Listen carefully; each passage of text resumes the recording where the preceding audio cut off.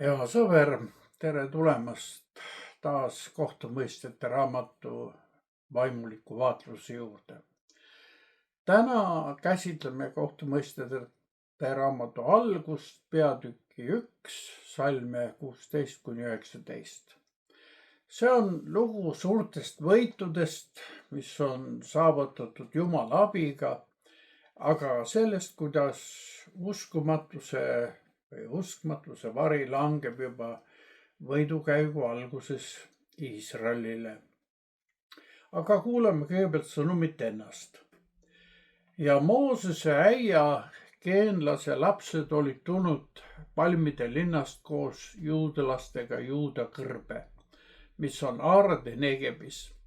Nad läksid ja elasid sealse rahva hulgas ja Juuda läks oma venna Simeoniga ja nad lõid neid kaanalasi, kes elasid Sepatis ja hävitasid linna sootuks. Ja linnale pandi nimeks Horma ja Juuda vallutas Assa ja selle maa-ala, Askeloni ja selle maa-ala, Ekroni ja selle maa-ala. Issand oli Juudaga ja seetõttu ta vallutas mäestiku. Aga ta ei suutnud ära ajada oruelanikke, sest neil olid raudvankrid. See on Jumala sõna. Peab ütlema, et võitjatel on alati sõpru.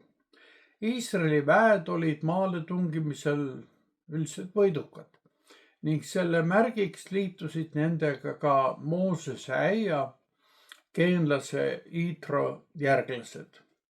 Need geenlased, kes kuulusid moabiitide suguarvusse, asusid elama Juuda kõrbesse koos juudalastega. Nad elasid Iisraeli rahva keskel kaua ja sõbralikult. Tänu sellele sõbralikkusele ja selle heale hoiakule andis kuningas Saul neile hiljem isegi armu. Kuid oluline on meeles pidada, et tõelised sõbrad jäävad ustavaks ka katsumuste aegadel.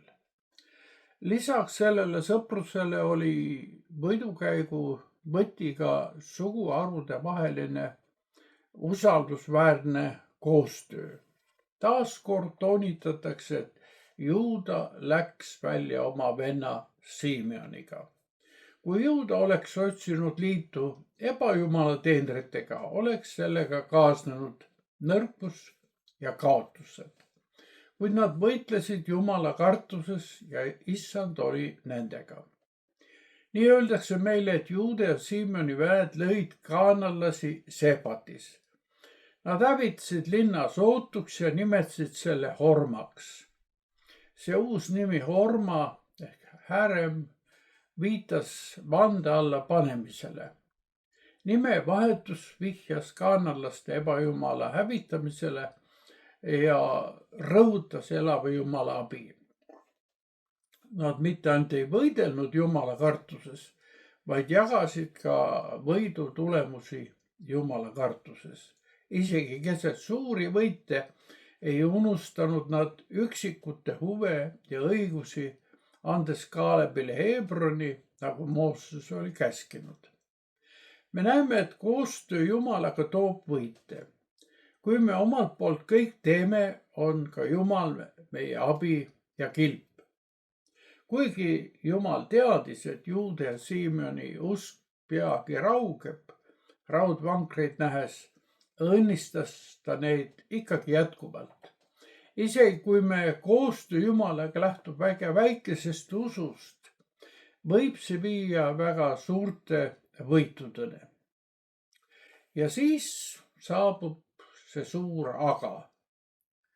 Ja see aga seisnes selles, et nad keskendusid nähtavale. Pärast mäestiku vallutamist, Aarad oli näiteks kananiitlik linn, mis hävitati, suutsid Juuda väed vallutada ka rannikualal 3-5 vilistide linnast, Assa, Askeloni ja Ekroni. Vilistid kujunevad hiljem Juuda kõige raskemini alistatavateks vaenlasteks, kelle rauast mõõk ähvardab kogu Iisraeli. Askelon näiteks oli ajalooliselt rikas linn Vahemere ääres, 20 kilomeetrit Gazast põhja pool, mis suutis oma osava poliitikaga sageli hävingut vältida. Kuid oli hetk, mida kinnitab tugev põlengukiht arheoloogilistel väljakaevamistel, mil Juuda ja Siimoni võitlejad ikkagi selle linna vallutasid. Tundub, et pärast nende 3 linna langemist tõid vilistid välja oma kõige vägevama relva raudvankrid. Tänases mõttes soomustehnika. Ja nüüd saabub pöördepunkt. Me kuulsime, issand oli Juudaga ja seetõttu nad vallutasid mäestiku ja siis see suur aga ta ei suutnud ära ajada oruelanikke, sest neil olid raudsõjavankrid. Juuda usk lõi kõikuma, sest ta vaatas nähtavale. Ometi oli Jumal Moosese kaudu neile öelnud, kui sa lähed sõtta oma vaenlaste vastu ja näed hobuseid ja sõjavankreid, siis ära karda neid, sest sinuga on issand su Jumal. Kuni nad usaldasid Jumalat, nad ei kohkunud. Kuigi Joose oli varem sõjavankrid võitnud ja Baarak võitis sajand hiljem koguni 900 vankrit, lõid Juuda ja Siimon ikkagi araks. Tagajärjeks oli see, et viljakad alad jäid neile kättesaamatuks. Me näeme, et juhi usu nõrgenemine hävitab ka teiste usku. Juuda oli Jumalast valitud juhtima seda sõda, mis järgnes Joosua surmale. Niikaua kui Juuda oli tugev, oli ka Siimon tugev. See lugu on võimas hoiatus meile kõigile. Ükski meist ei ela üksnes endale. Kui meie usk nõrgeneb, siis nõrgendame ka teiste usku. Juhtivate suguharude kahanev usk kujunes hävitavaks ka teiste suguharude usule. Kui need, keda Jumal on kutsunud ja seadnud oma rahvast juhtima, osutuvad usus kõhklevaks, siis on sellel hävitavad tagajärjed kogu rahvale. Me loeme, et mitte kaua pärast neid arenguid tegid Iisraeli lapsed kurja issanda silmist ning hakkasid teenima Baale ja jätsid maha issanda oma vanemate Jumala. Me näeme, et usk, mis lõi kõikuma raudvankrid nähes, oli see, mis hakkas viima rahvast ka Jumalast eemale. Meie isiklik kogemus ja Jumala tõotused peavad aitama meid hoida püsiva usalduse suunda.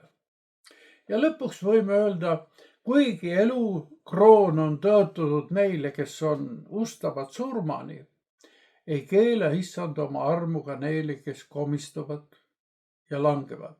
Olgu see lugu meile meeldetuletuseks, et meie pilk peab olema alati suunatud Jumalale, mitte nähtavatele raudvankritele, mis meid hirmutada püüavad. Järgmises osas räägime Benjaminlaste passiivsusest.